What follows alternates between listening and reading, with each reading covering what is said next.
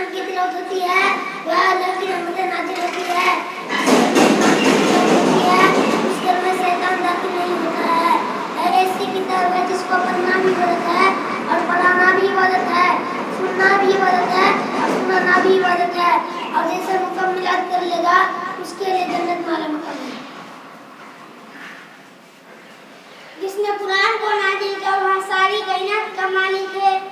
जिस फरिश्ते के जरिए से कुरान को नाज़िल किया वह तमाम फरिश्ते के सरदार है। जिस नबी पर कुरान को नाज़िल किया वह तमाम नबी के सरदार है। जिस रात कुरान को नाज़िल किया वह 1000 महीने से बेहतर है। जिस महीने में कुरान को नाज़िल किया वह तमाम महीने से बेहतर है, और कुरान मजीद दुनिया की सारी किताबों से बेहतर है। जिसने कुरान को नाज़िल किया खुद कुरान की हिफाजत की जिम्मेदारी ले ली। कुरान ऐसी किताब है जिसका एक हरफ भी कोई बदल नहीं सकते, एक नुक्ता भी कोई मिटा नहीं सकते, और एक हरकत भी कोई छुपा नहीं सकते। सही सलामत बाकी रहने वाली किताब है।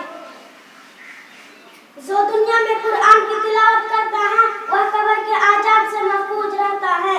जो सुबह शाम उसकी तिलावत करता है वह जिन्ह शैतान से महफूज रहता है। जो सोने से पहले कुरान की तिलावत करता है वह फरिश्ते उसकी हिफाजत करते हैं। कुरान मजीद को पढ़ना और पढ़ाना दुनिया के तमाम कामों से बेहतर है।